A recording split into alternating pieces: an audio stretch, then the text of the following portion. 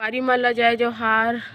रात के समय में ना जब हमन ह सोथन नहीं ता 1 से 3 बजे के बीच में अचानक से नींद ह खुल जाथे।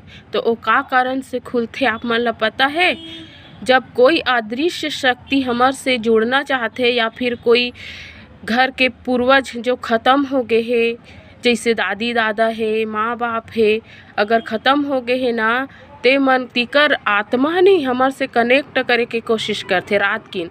और रात के ना एक्टिविटी भूत प्रेत के ज़्यादा हो जाथे। तेकर सेती ना प्रेत आत्मा मन ह नहीं सूते आदमी ला नींद से जगाथे, ओकर से कनेक्ट करे के कोशिश करथे।